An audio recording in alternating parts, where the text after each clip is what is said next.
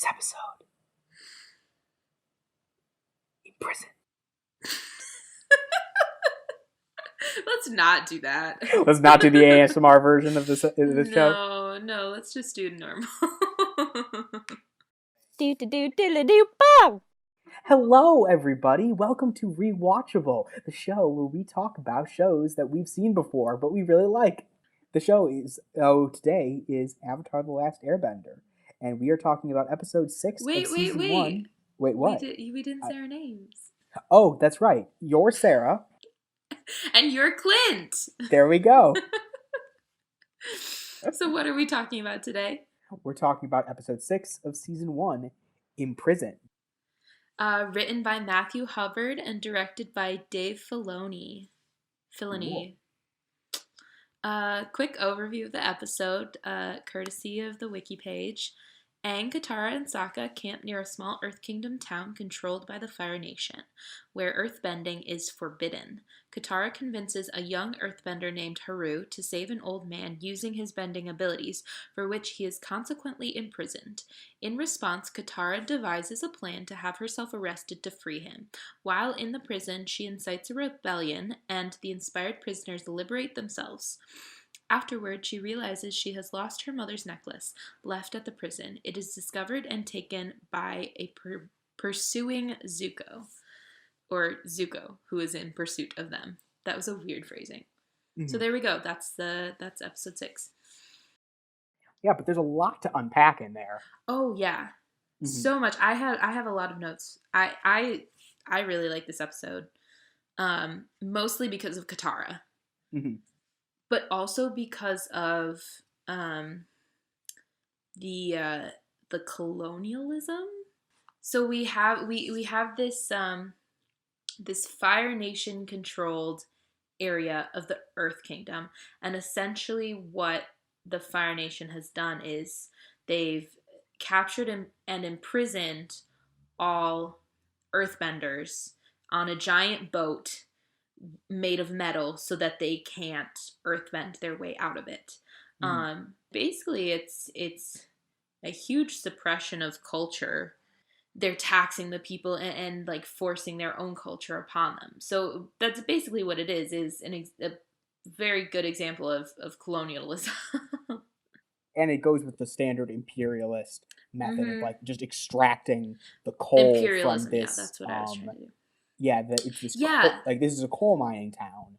Yeah, they're taking all the resources for themselves and just taxing excessively and using the people of this area. Mm-hmm. So I think that's a big part of this episode, is that it's kind of a sad episode, honestly, if you think about it. Like, really there's a little, it's hopeful at the end, but it's very depressing when you like. Let's have a kids show episode set in a concentration camp. Yeah, that's essentially what it is. I was gonna bring up because when they get to the prison, the warden is actually voiced by George Takei, which I think is interesting because he's been very vocal about how him and his family were in a similar situation when he was a kid during World War II, where they were forced into a Japanese-American internment camp. You're right. And it's a very similar situation to in this episode. So I think that's an interesting tidbit, because then we can kind of talk about the similarities between these situations, because they are pretty similar. Yeah, there's definitely a connection that you can make there, but that's fun. Yeah. Also, I think that it's another interesting example where this has become a modus operandi of the Fire Nation already by episode 6, where they are doing everything they can to eliminate all possible opposition in this huge way. Like this is the equivalent of taking the warrior caste of a dominated population, and like also like the artisan in like group at the same time. And like taking them away from the civilization, like denuding them of the ability to do anything. Yeah. Like to resist. Yeah, for sure. And so where do we start in this episode? Like what we have Aang, Katara, and Sokka are in the forest eating nuts because they're already starving. Nuts that are actually rocks. Yes, some are rocks, some are nuts. Well, they come across this bender who we later find out his name is Haru, and they try to, say hello to him, but he runs away because they catch him bending, and they don't know yet that bending is forbidden in this area, or that earth bending is forbidden in this area. So he doesn't know who they are, so he's like, crap, somebody's gonna catch me earthbending and I'm gonna get imprisoned. So he runs away and they follow him to the nearest village. Um, and there's this whole conversation which I think is interesting, about you know his mother's talking about how he's not allowed to bend because they could take him away, just like they took away his father. And Katara's, like, you can't ask him not to bend. Asking him not to earthbend is like asking me not to waterbend. It's like a huge part of us. It's just a part of us. Which is interesting because that's what the Fire Nation has done to this area, is like taken away a part of their culture and a part And of their their identity. identity Yes, we both thought of the by same thing. imprisoning the fire or the earthbenders, Mm-hmm. and by outlawing earthbending. Mm-hmm. So that's kind of how we start off, and then there's we have this incident where Katara and Haru are out. I don't know what they're doing. They're going for a walk Yeah, or something. basically. Basically, they're just going for a walk. Um, and there's like an old man that gets trapped in like a landslide over by the mines. And Katara convinces Haru to use his earthbending to help the man, to save the man. And then later, the man actually turns him into the Fire Nation for earthbending, which pisses me off so much. I But actually it's really like, like that as a thematic element because we don't see like too much of this old man, mm-hmm, but I think you can read a few possible things into it. mm-hmm, That it's like either he did it for a reward, right, which would be the most base. Like that would be like we don't mm-hmm, see it, so we don't know what his motivation is, or his motivation might be like, which I think the more likely option, based on how the rest of the characters are acting in this episode, is that he's just too afraid of the Fire right. Nation to even try to resist. He His thinks that the only way he's going to survive is if he tells what he knows, Yes, and if no, he I doesn't say, he's in more danger. I totally agree. His this is brought up later, and we'll talk about this more with the prisoners on the boat. But his spirit Mm-hmm. has already been broken. Mm-hmm. Like the Fire Nation's been occupying this place for 5 years now, Mm-hmm. and been doing horrible and unexplicable things, and they've already taken away the essence of these people's lives. And so it's like, what else is there? They've been completely broken. And so that's why it pisses me off, that he turns Haru in, but I was gonna add, and I'm glad that you know, like explained your thoughts on this, because I totally agree. I'm glad that it's in there because it again furthers this idea of imperialism and just this total hostile takeover and like washing away of the culture. Mm-hmm. You Yeah, know. like they should be on the same side, but because there's this huge, powerful threat there, Mm-hmm. they are forced against each other in a way they don't want to be. Exactly. Exactly. Neighbors turning in neighbors. Mm-hmm. Suspicion and fear are dominant, and that's part of the Fire Nation's tactic, and part of how they've maintained control over this area. Mm-hmm. Like something I'm just thinking about that might be really problematic is like, what does Haru and his dad do when they get back to the village? That's Do what I they was thinking freaking about too. lynch this guy? What happens to this guy after this episode? You No, don't see they that, but wouldn't. They wouldn't. I mean, I was thinking of more in a big picture thing, because it's like, yes, so this is jumping ahead a little bit, but yes, they like escape the prison. mm-hmm. Um, But like, what do they do when they get back to the shore? There's still more Fire Nation soldiers on shore. They have to like, They have to fight a fight their guerrilla way. war. The fight's not over. Like they're gonna have to fight their way through all of them, and the Fire Nation's gonna send backup.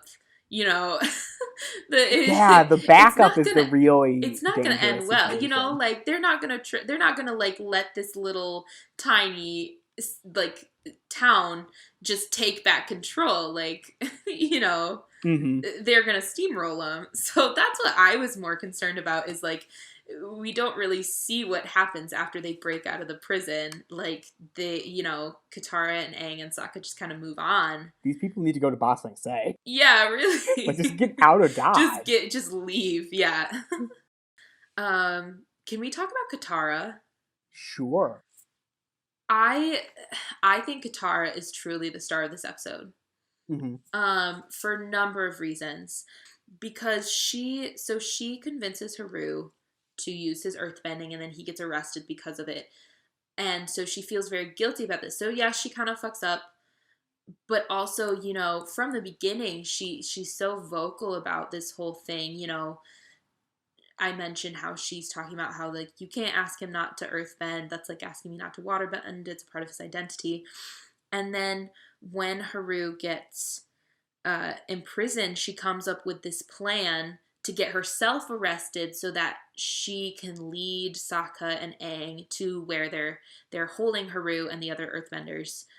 And what I love specifically about that is that, first of all, she's like so ready to like sacrifice herself to like right this wrong, and also that Aang and Sokka don't stop her. Like, I think so many times in films, and this isn't even just a female character thing, although I think it's slightly shifted in that direction, is like, a character like will say, I have to do this, I've got to go fix this, or I'm coming up with this plan to like, and basically it's a suicide mission, or like I'm going to sacrifice myself, or I'm going to do this dangerous thing, to put others first. And then one of the other characters, or the hero character, or the guy character will be like, no, I can't let you do this, I'm coming with you, or I'll go instead, you stay here, you've got to be safe. And so it was like, when she said that, because I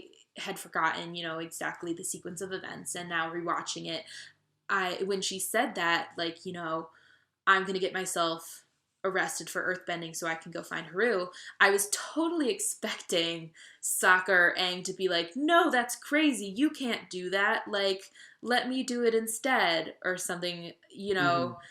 to like save her from the trouble. And they don't. They're like, yeah, okay, let's go with it. Katara, you can do this. You go get arrested, find Haru, and we'll be right behind you for backup. No, And yeah, I that's and really I a really strong point. like that. I think it's different and something you don't always see. No, yeah, I really like that. That's definitely a strong point of her this episode. But I actually have a really big complaint that I wish I didn't have to Sure. complain about Katara this episode, because that, like, you make a really strong point that this is like, she has everything going for her, in like, Mm-hmm. she's a strong female character in a really good way in this episode. But I feel like when she gives her first speech on the prison, Mm-hmm. I'm kind of angry at her. Why? Um, like, okay, so let me set the stage here. When Sure. she arrives on this giant oil, basically like an oil rig in the middle of the ocean, Mm-hmm. like way away from everything, Mm-hmm. um, there are all these prisoners who have been here for, most of them have probably been here for, Five since for years. the 5 years for the occupation. They've been living on prison rations with Mm-hmm. not enough blankets, Mm-hmm. like out in the cold open sea. Mm-hmm. There are dozens upon dozens of guards who can all shoot fire out of their hands, Right. and or have bladed weapons. Mm-hmm. And Katara gets up there and says, "Hey, you prisoners who have been suffering for years, I'm a 14-year-old person who has been here for one day. I Mm-hmm. think you're Not strong even. enough to rise up against these super-powered guards and fight your way, even though your superpower has been taken away from you right now. Rise up." I think that is Mm. a suicidal tactic that they were very smart to not listen to. Yeah, I can see where you're coming from on that. I I guess being kind of like a romantic or wishful thinker, Oh, isn't it I great when wanted we them just to, go out there and like fight the good fight? yeah, like it would be so lovely, but you're right. The reality is obviously they're not going to listen to her because she doesn't really understand the situation yet.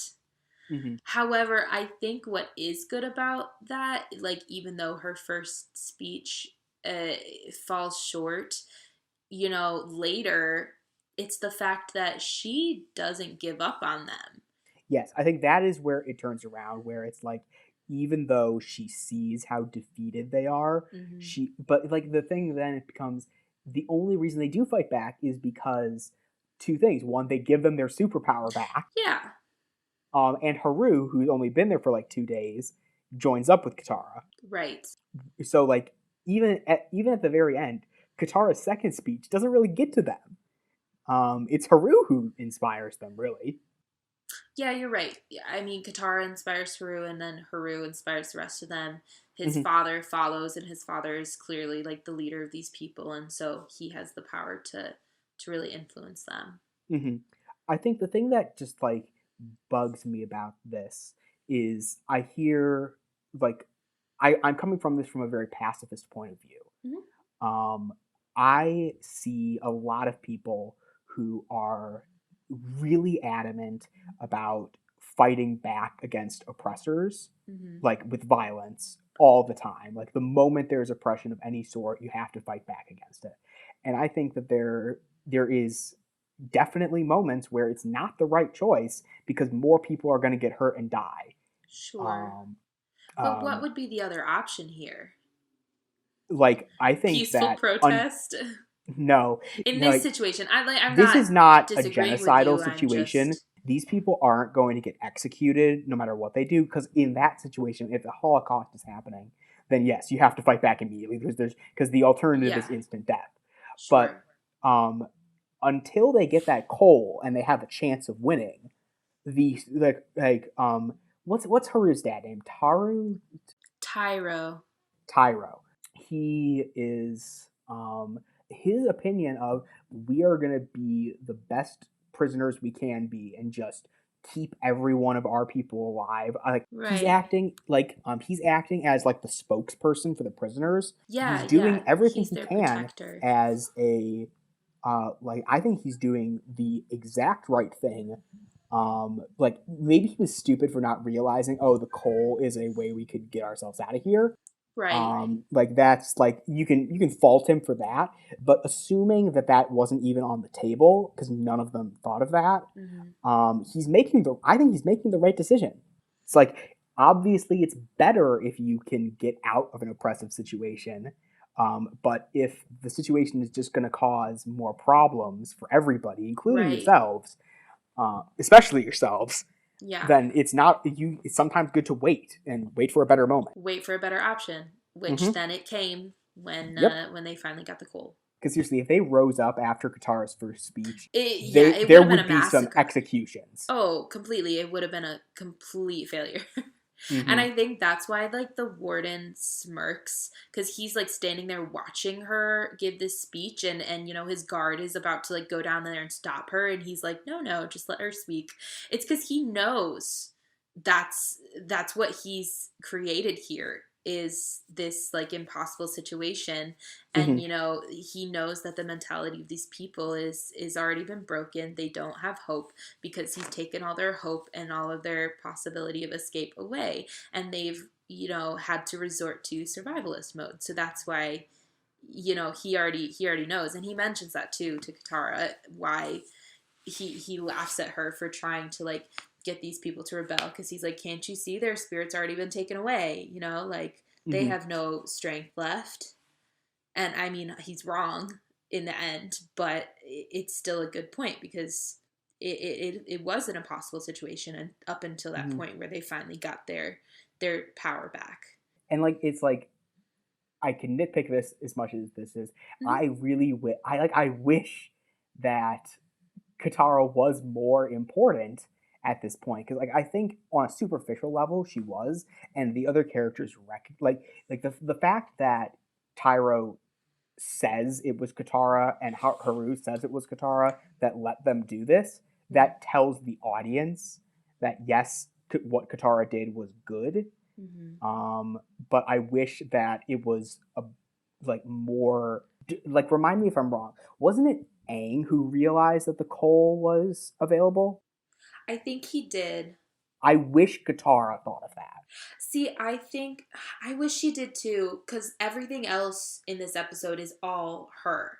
Like Hmm. all the other, like she has the idea, when she's wanting to get arrested for earthbending, she has the Hmm. idea to put the boulder over the vent and have Aang do his airbending to make it Yes. seem like she's earthbending. And so she has that idea, and she has the idea to, get arrested in the first place so they can find them because no one knows where these people are right now.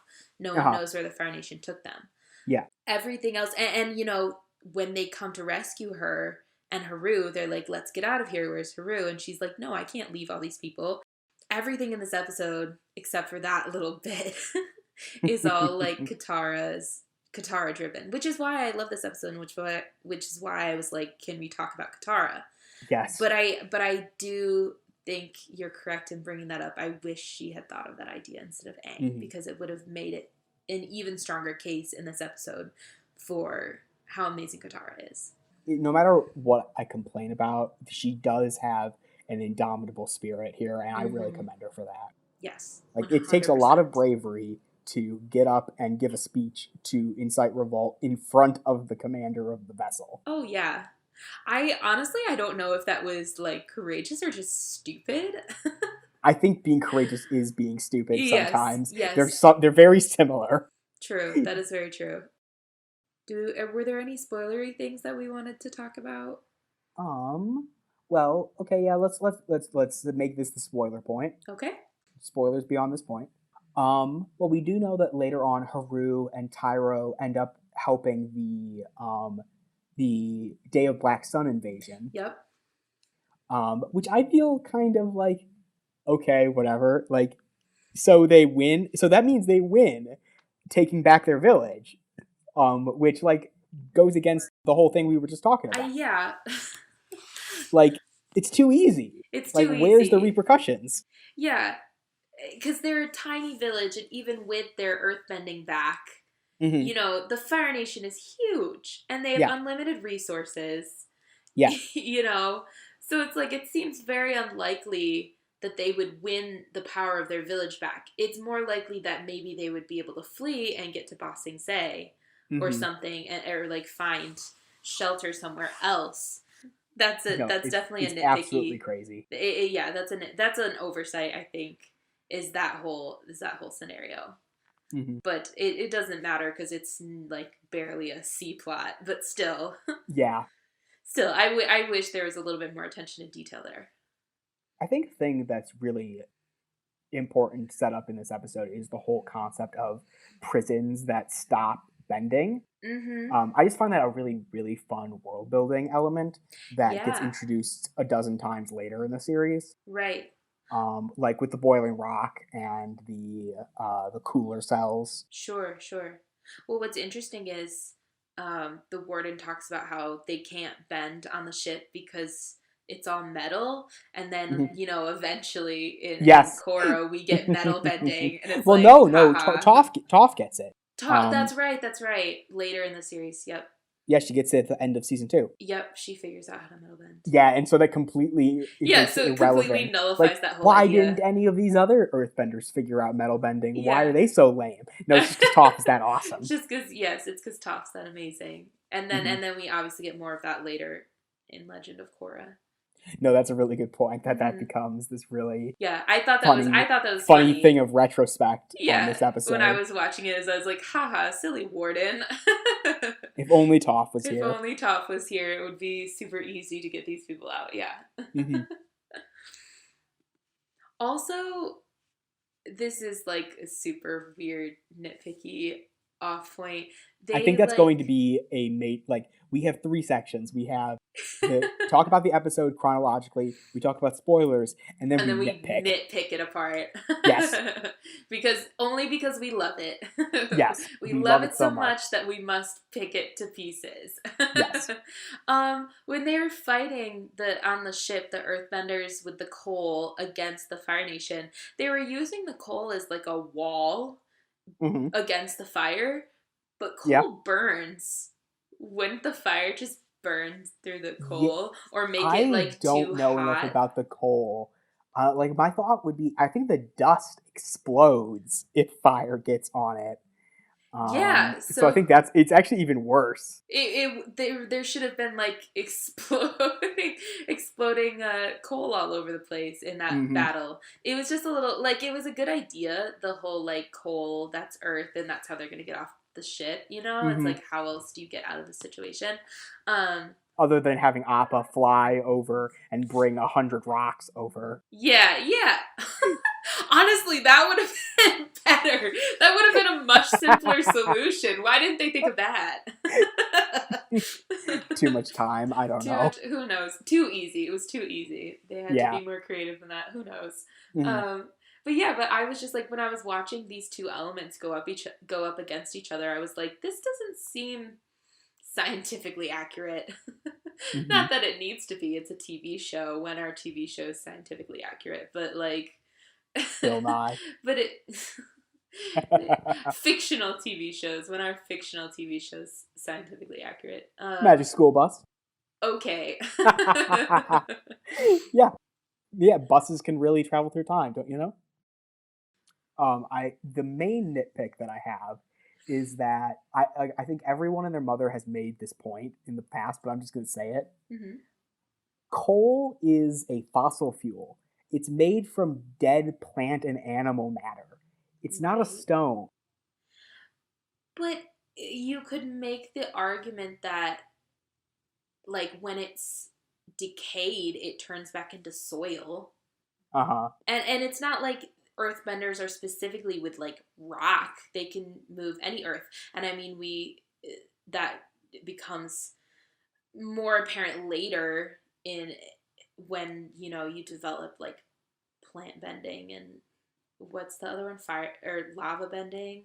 Yeah, What are the which is a type of other earth ones? bending. Yeah, yeah, it's a type of earth bending. Hmm. So Yeah, so that's why it's a so major nitpick. It's just a little detail that kind of bugs me, but like yeah, I can hand wave it and accept it. yeah. But then it's also I like I get that because it's like if you make the argument that like the animal what is the animal fossil whatever Yeah. um like if that breaks down like if it's considered earth or soil because when it decays it breaks down into soil then couldn't you have people animal bending or something like Well, there you controlling. have blood bending. Yeah, well, true. That's how they get around that. But it's like, Hmm. where does it stop? You know, Yeah, it's like like what are the rules of the what are the magic? rules? Like Yeah, what are the rules of the magic? what elements and atoms does this superpower affect in Yeah, what form? Does it work on all crystals? Like what if sure. you how much can you dissolve like because you can probably synthesize water from Mm, some of these rocks if you did enough chemical reactions on them. yeah, So when does it start being something you can bend? Oh, something else. That is another example of something weird. hmm Like with like we're just going off on a bending tangent here. yeah, Bending corner. Bending makes no sense corner. yes, Um, your own spit. That's like sure. it's another weird animal byproduct type thing, even though it's made of Yeah. water. Doesn't Katara like or somebody like use their own spit at some point in the show, or She am I uses getting her that own wrong? sweat when they're trapped in Sweat. the wood cage. Another Right. example of a way to stop an earthbender from getting out. Yeah. And yeah, and that was before the bloodbending episode, so Katara wasn't even aware that she could like suck the water out of the wood. Bending is weird. Bending makes no sense. But it's really fun, and it looks really cool. Yes, that's true. The fact that it is controlled by musculature, martial arts moves is how you use your superpower. You don't just look at it. You don't use a magic wand. Yeah. It's really fun. But also, like, why are some people benders and others aren't?